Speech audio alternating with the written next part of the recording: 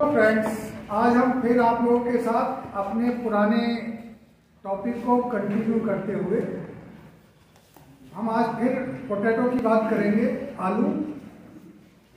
आप लोगों ने, हो सकता है कि किसी बच्चे ने पूरा और किसी ने अधूरा पूरा वीडियो देखना चाहिए था। वैसे वो पुराना वीडियो देखा हो तो उसमें आपने देख के जाना होगा कि आलू किस ऋतु की फसल है।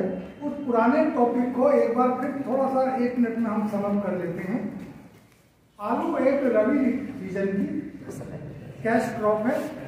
ये सोलोनेसी फैमिली की है। बॉटनिकल नेम सोलेना ट्यूबरोसम है और इसको किसान एक बड़े क्षेत्रफल में, उत्तर प्रदेश तो है ही, भारत के लगभग प्रत्येक राज्य में आलू बहुत बड़े क्षेत्रफल में उगाया जाता है। मिट्टी इसके लिए थोड़ी सी मतलब दोमट में रेतीलापन, ऐसी मिट्टी बहुत अच्छी होती है, मिट्टी भुरभुरी हो। और हम लोगों ने ये भी जान लिया था कि इसको किस प्रकार बुआई करनी चाहिए। साथ में हमने ये भी जाना था कि बीज उपचार क्यों आवश्यक है, और बीज उपचार करके यदि हम बीज में पहचान लेते हैं कि कोई वायरस इन्फेक्शन है तो हम ऐसे बीज को ना बोएं। हम इस टॉपिक से पहले इतना आलू के बारे में जानकारी इकट्ठी कर चुके हैं। जिन बच्चों ने अभी तक वो वीडियो नहीं देखा है उसको देख लें। इसको जानने के बाद, वीडियो देखने के बाद आप आलू की फसल में अपने आप को और विश्वास के साथ अच्छे से परफॉर्म करने की हिम्मत आएगी आपके अंदर, और आप जान पाएंगे कि किसी भी कंपटीशन में आलू से या पोटैटो से संबंधित किस तरह के क्वेश्चन आ सकते हैं और आपको उसका कैसा जवाब देना चाहिए। तो हम उसके बाद आज आगे शुरू करते हैं कि आलू में बीज उपचार के बाद जब उसकी बुआई करते हैं तो सबसे पहली क्रिया क्या करते हैं। कोई बच्चा बताए जिनके घर आलू बोया जाता है कि जब आप आलू की बुआई कर देते हो तो उसके बाद सबसे पहला काम खेत में क्या होता है? मिट्टी, अर्थात पहले जब हमने आलू बुआई कर दी, कहीं पर आलू हो गया तो यहाँ से पौधा निकलेगा, पौधा निकलेगा, उससे पत्तियां बननी शुरू होंगी। इसी प्रोसेस में हम पहली बार मिट्टी दोनों तरफ से चलाते हैं, लाइन के दोनों तरफ से मिट्टी को चलाते हैं। और इसमें एक काम बड़ा महत्वपूर्ण हो जाता है, मिट्टी चलाने के साथ साथ खरपतवारों का नियंत्रण भी हो जाता है। लेकिन मिट्टी चढ़ाने की प्रक्रिया पहली सिंचाई के आसपास शुरू होती है। तो बुआई से लेके पहली सिंचाई के बीच में भी तो खरपतवार जमेंगे। खरपतवार समझते हो ना? वीड मैंने खरपतवार प्रबंधन, खरपतवार प्रबंधन। हम प्रबंधन करते हैं या नियंत्रण करते हैं? प्रबंधन करते हैं। ठीक, वेरी गुड। इसका मतलब आप लोगों ने पुराने वीडियो को ठीक से देख रखा है। प्रबंधन इसलिए करना पड़ता है कि जब बुआई के बाद खरपतवार जमेंगे तो कुछ दवाइयां ऐसी आती हैं जिनका हम प्रयोग यदि तुरंत कर लें तो, जैसे आज आलू बोया, कल आप प्रयोग कर लें उसका, तो उसमें बहुत अच्छी दवाई आती है। गांव में बोलते हैं उसको मैट्रीब्यूजिन। क्या बोलते हैं? मैट्रीब्यूजिन।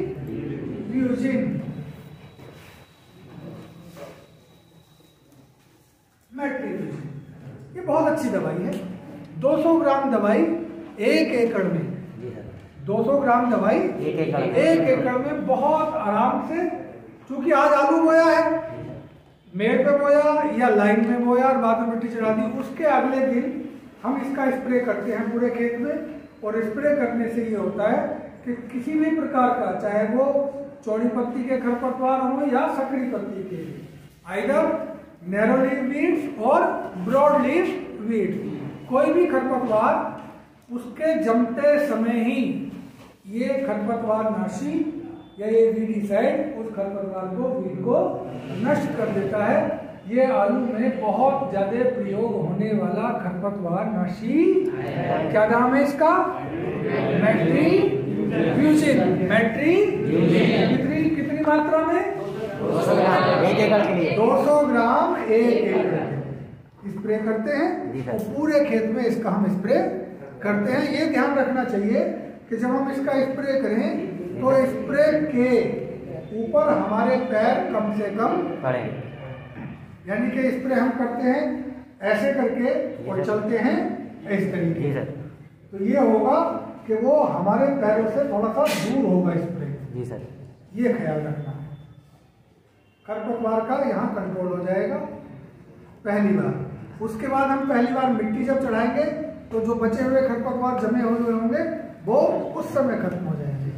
और फिर दूसरी बार फिर मिट्टी चढ़ाई जाती है दूसरी सिंचाई के बाद, तो उस समय जो और खरपतवार बचे हुए थे वो भी नष्ट हो जाते हैं। तो खरपतवार का मामला यहाँ। अब ज्यादा महत्वपूर्ण बात आती है, वो आती है हमारी न्यूट्रिएंट मैनेजमेंट। किसकी आती है?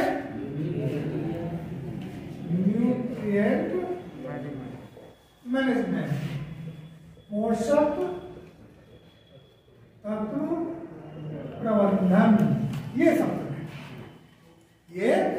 सबसे महत्वपूर्ण है कि कितनी नाइट्रोजन, कितनी फास्फोरस, कितनी पोटास, कितनी जिंक, कितना बोरॉन, कितनी सल्फर दी जानी चाहिए या नहीं दी जानी चाहिए।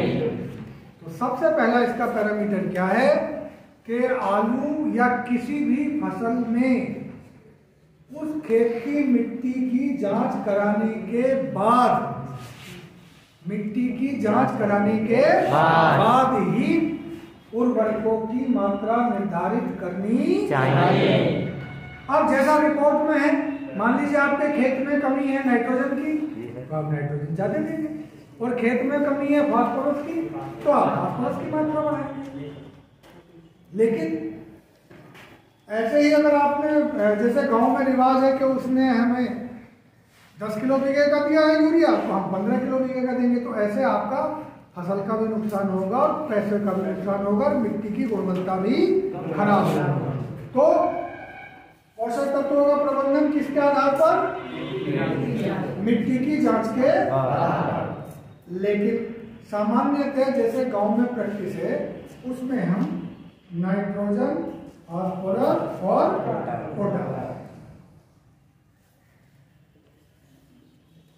120 से 140 और किसी किसी क्षेत्र में 150 किलोग्राम प्रति हेक्टेयर और फास्फोरस 80 से 100 किलोग्राम प्रति हेक्टेयर। और पोटास वैसे अपनी मिट्टी में ज्यादा है, इंडियन मिट्टी में पोटास की मात्रा ज्यादा है, लेकिन यदि ये मात्रा कम है तो आमतौर से 60 से लेकर 100 किलोग्राम के बीच में आती है। लेकिन जहां पर पोटास की कमी है ऐसे क्षेत्रों में 150 किलोग्राम तक पोटास प्रति हेक्टेयर जरूरत होती है। किलोग्राम प्रति, ठीक है। आप इसको देखिए, दो चीज, अगर आपने इस तरीके से लिखा है किलोग्राम प्रति हेक्टेयर तो ऐसा लिख सकते हैं, और आप ऐसा नहीं लिखते हैं तो आप इस तरीके से लिख सकते हैं किलोग्राम प्रति हेक्टेयर। ये दोनों तरीके हैं लिखने के, किलोग्राम प्रति हेक्टेयर, क्योंकि ये प्रति का मतलब है ये अंडर बटे में। अब हम इसको साथ में लिखेंगे तो माइनस इसकी घात हमको लिखना पड़ेगा। बोरोन बहुत महत्वपूर्ण है, 2 किलोग्राम प्रति हेक्टेयर। अगर खेत में बोरोन की कमी दिखाई देती है, कुछ लोग जिप्सम डालते हैं। जिप्सम से क्या मिलता है? कैल्शियम और सल्फर दोनों मिल जाते हैं, कैल्शियम और सल्फर। कुछ लोग जिंक भी डालते हैं, तो जिंक 20 से 25 किलोग्राम प्रति हेक्टेयर। उस कंडीशन में यदि खरीफ ऋतु में कोई फसल बोई थी और उसमें जिंक नहीं दी गई है तो, और अगर खरीफ ऋतु में कोई फसल थी जिसमें जिंक हमने दी है तो इतनी मात्रा नहीं, फिर कम हो जाएगी। वो भी कहाँ पर? मिट्टी की जांच के बाद। हाँ, ये सबसे महत्वपूर्ण है, जांच के बाद कि कितनी जरूरत है। अब इसमें क्या करते हैं देखिए, यही नोट कर लीजिए आप। बोरोन को पहली जुताई पर, पहली जुताई जो फर्स्ट प्लॉइंग हम खेत में करेंगे उसी की थोड़ी मिट्टी लेंगे, बोरोन मिलाएंगे, खेत में पकेट देंगे। इसके बाद नाइट्रोजन की आधी और इन सबकी पूरी मात्रा या फुल अमाउंट, ठीक है। नाइट्रोजन की आधी और फास्फोरस, पोटास और जिंक की पूरी मात्रा। कब? अंतिम जुताई के समय, पटेला लगाने से पहले, पटेला से पहले खेत में बखेरा और एक तरीका। दूसरा तरीका, इस तरीका ये एक तरीका है जिसको सबसे ज्यादा किसान अपनाते हैं, लेकिन ये तरीका सही नहीं है। तो तरीका सही कौन सा है? जब हमें आलू को लाइन में बोना है तो पहले लाइन में नीचे खाद डाले, उर्वरक, और उसके बाद मिट्टी थोड़ी सी गिर जाएगी उसमें, तब फिर हम आलू पर, तब हम, और जो वो मेड़ बनाने वाला होता है यंत्र, मशीन जिससे आलू बोते हैं, जो मेड़ बनाती हुई चलती है, तो वो ये काम अपने साथ करती है कि वो पहले उर्वरक डालती है, उसके बाद उसमें मिट्टी को ढक दी जाती है और बाद में आप आलू भरते हो। तो आलू में क्या होता है कि ये जैसे मिट्टी थी, आलू लगाया मशीन ने यहाँ पर ऊपर और उर्वरक को डाला उसने इसके नीचे, तो उर्वरक और आलू के बीच में, उर्वरक और आलू के बीच में जगह रहती है, उसमें थोड़ी मिट्टी आ जाती है।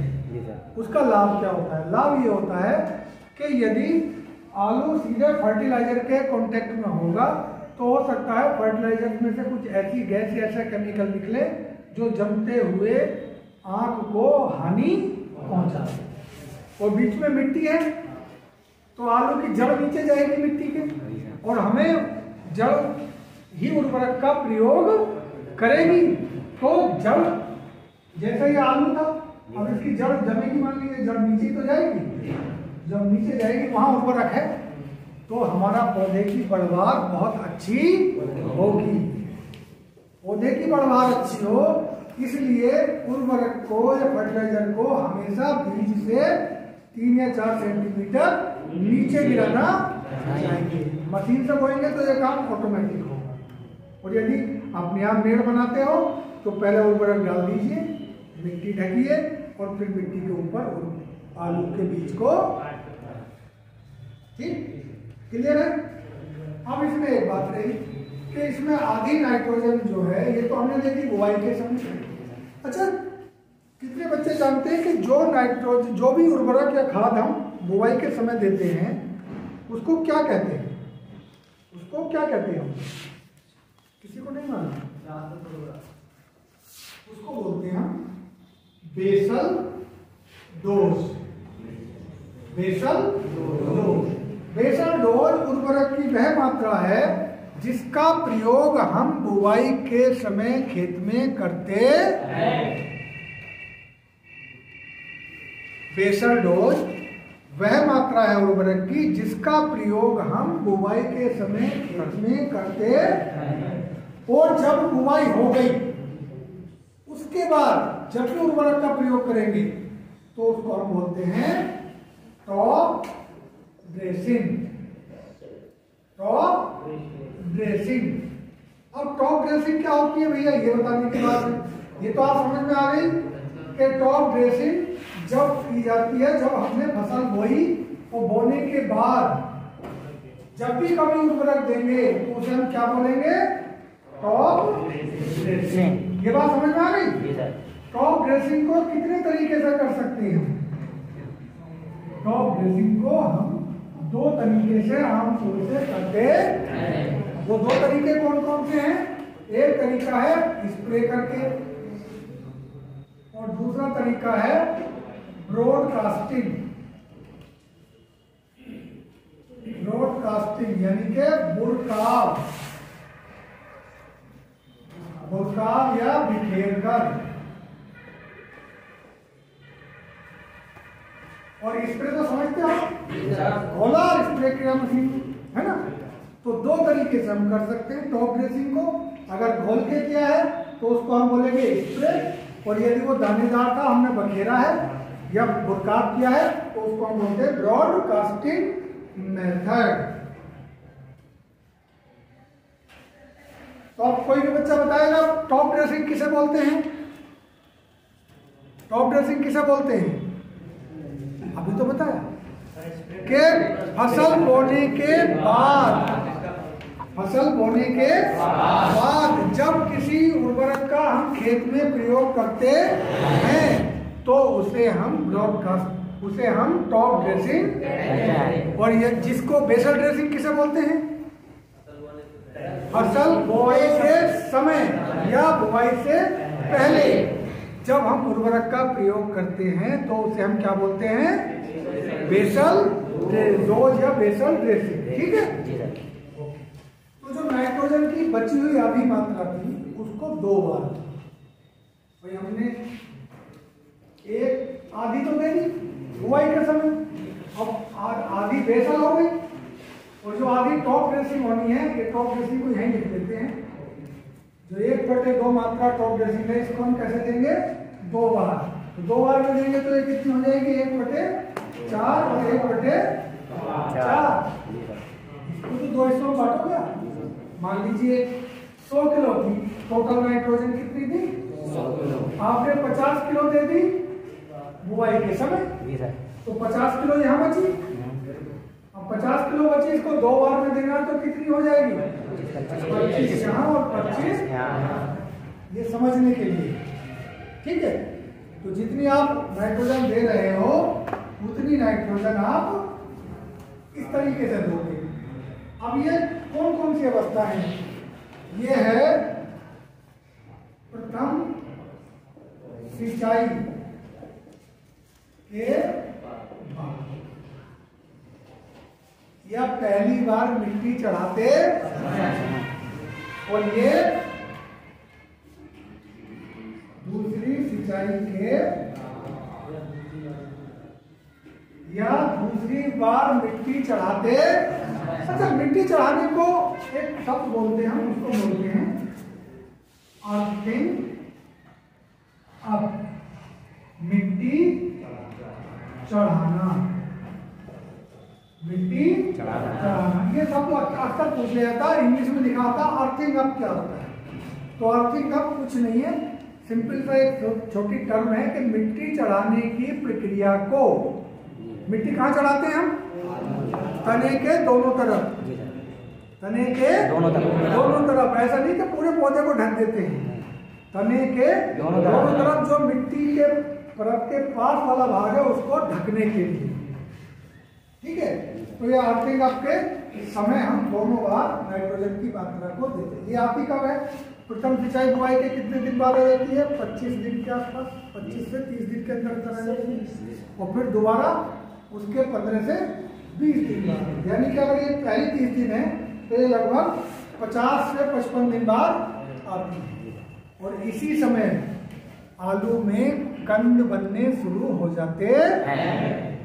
और जब ट्यूबर बनना शुरू होता है उसकी पहचान ये है कि दिन खूब छोटे होने लगेंगे। जब दिन खूब छोटे होने लगेंगे तो ये पहचान पड़ जाएगी कि ट्यूबर बनना शुरू हो गया। और जितनी अच्छी ठंड होगी आलू का आकार उतना ही बढ़िया वाला बनेगा, उतना ही मोटा आलू। जैसे जैसे ठंड बढ़ती जाएगी आलू का आकार बढ़ जाएगा। और चूंकि रूपांतरित तना है तो उसके अंदर भोज्य पदार्थ या जो पौधे ने खाना बनाया वो स्टोर होता जाएगा और उसकी वजह से उसका आकार बढ़ता जाएगा। अच्छा, एक चीज इसमें और पूछते हैं, स्टोलेन ट्यूबर कहाँ बनते हैं? ट्यूबर कहाँ बनते हैं? वो स्टोलेन के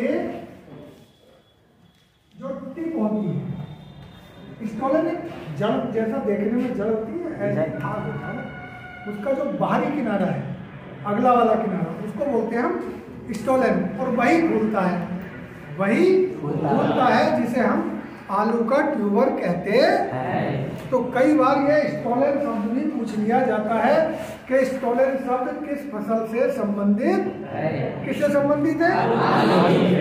और आलू के भी किस भाग से संबंधित है? जहां ट्यूबर बनेगा, जहां पर ट्यूबर उस भाग से संबंधित है। ठीक है, यहाँ तक किसी बच्चे को कोई दिक्कत? कोई दिक्कत। Very good. तो अब इसके बाद आती है सबसे बड़ी बात कि जब 55 से 60 दिन की फसल हो जाती है तो आलू बढ़ना शुरू हो जाते हैं, आलू का आकार बड़ा होना शुरू हो जाता है। इस समय हमें ये ध्यान रखना बहुत जरूरी है कि खेत में बीमारी कम से कम आए और नमी की मात्रा भी पर्याप्त बनी रहे, क्योंकि जितनी मुलायम मिट्टी होगी आलू का आकार भी उतना ही बढ़िया बनेगा।